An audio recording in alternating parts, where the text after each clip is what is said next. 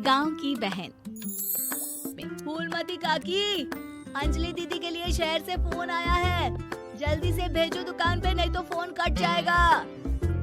हाँ हाँ बेटा, अभी भेजती हूँ। अंजलि बेटा, तेरे लिए शहर से फोन है, सब काम छोड़ के जल्दी जाके सुन ले, नहीं तो फोन कट जाएगा। हाँ माँ, अभी जाती हूँ, जरूर मीनाक्षी दीदी का फोन आया होगा। हाय अंजलि। नमस्ते दीदी, मेरा मतलब हाय, कैसी हो आप? यहाँ तो सब ठीक है। मामा मामी कैसे हैं? तू कैसी है? मेरे तो एग्जाम्स होने वाले हैं, हर रोज कॉलेज जाना पड़ता है, lectures, extra classes, private coaching. ओ मैं तो इतना थक जाती हूँ, क्या बताऊँ।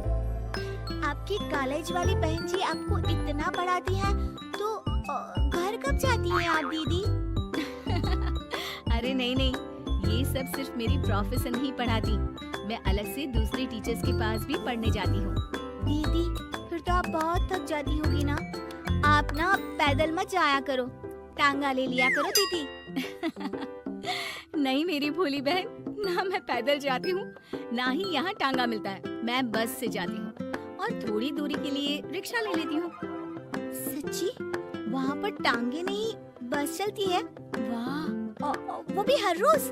हमारे गांव में भी बस आती है, दिन में 2 बार।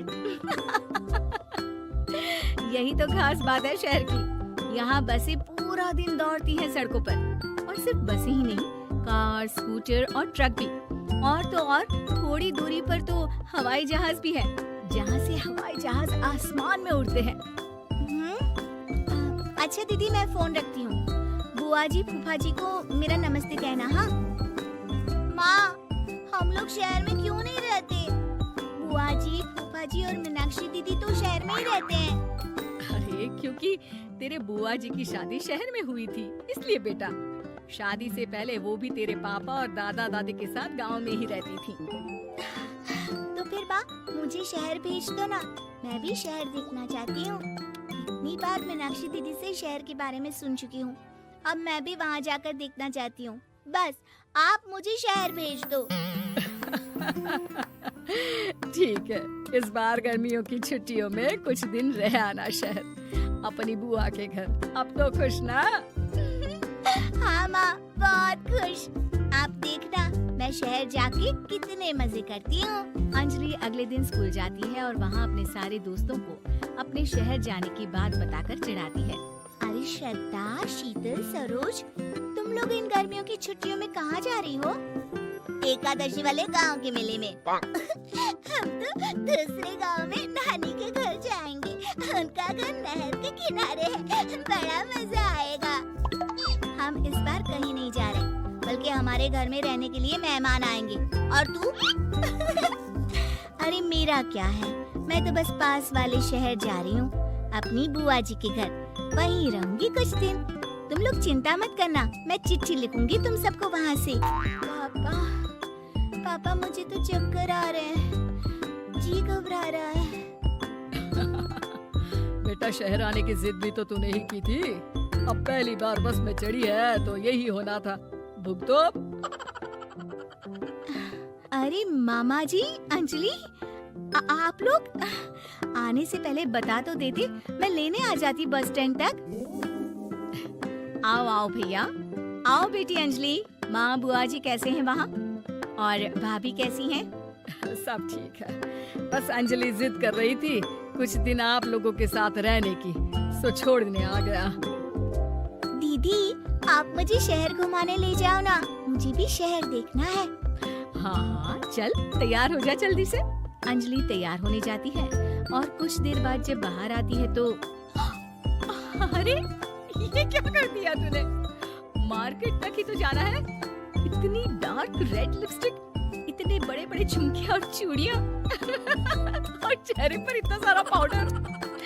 मेरी बहन, ऐसे नहीं चलेगा, जा और ये सब हटा के आ। अरे कैसे, क्यों? मैंने शहर आने के लिए इतनी मेहनत से ये सब इकट्ठा किया था, और वैसे भी मैंने देखा है मोहल्ले की राधा काकी के टीवी पर एक फिल्म चल रही थी, उसमें हीरोइन ना ऐसे ही तैयार होकर जाती है घूमने। सब पता है मुझे, मैं तो ऐसे ही जाऊंगी दीदी। अंजलि शहर की चकाचौंध को देखकर बहुत हैरान और खुश होती है। ऊंची ऊंची इमारतें, सड़क पर दौड़ती गाड़ियाँ, बड़ी बड़ी दुकानें, उसकी एक्साइटमेंट का ठिकाना नहीं था। दीदी, ये छोटा सा कमरा सड़क के किनारे क्यों रखा है? इसमें कौन रहता होगा? ये कमरा नहीं, पीसीओ है, पीसीओ। यहाँ पर लोग फोन करने आते हैं, सिक्का डालकर। ओह, हमारे गांव में तो दुकान पे ही जाते हैं बात करने। अच्छा चल, तुझे रेस्टोरेंट में खाना खिलाने ले चलती हूँ। Excuse me, 2 plate noodles please and 2 Cola. Meenakshi को ऑर्डर प्लेस करते हुए अंजलि बहुत ध्यान से देखती है और थोड़ी ही देर में ऑर्डर लेकर वेटर आ जाता है और खाना टेबल पर रख देता है। अरे, ये लंबी लंबी सेवइयाँ खाते कैसे हैं दीदी? और इसके साथ कोई अचार, प्याज, मूली कुछ भी नहीं दिया, बस ये छोटा सा पेट खुजाने वाला दे दिया है। गांव में तो छोटे छोटे चावल ही होते हैं जो कि हाथ से ही खा लेती हूँ। अब इसे कैसे खाऊं दीदी? एक्सक्यूज मी, एक चम्मच प्लीज और लिटिल प्याज और अचार और मूली और एक गिलास मट्ठा, वो बाद में। हाँ, अब ये सब सुनकर आसपास बैठे लोगों को हंसी आ जाती है। मीनाक्षी भी अपनी हंसी किसी तरह रोकने की कोशिश करती है और वेटर मुस्कुराता हुआ वहाँ से चला जाता है। अंजलि समझ नहीं पाती कि सब किस बात पर हंस रहे थे, लेकिन वो छिप जाती है। दीदी, मुझे लगता है कि मुझे इन सेवइयों को ऐसे ही खा लेना चाहिए, इसी पेट खुजाने वाले कांटे के साथ। एक काम कर, तू मुझे खाते देख, जैसे मैं खाऊं तो भी वैसे ही खा ले। ठीक है दीदी। अंजलि खाते खाते नूडल्स में सिरका ज्यादा डाल देती है, फिर ऊपर से नमक दाने से खेलते हुए काफी नमक भी अनजाने में छिड़क लेती है।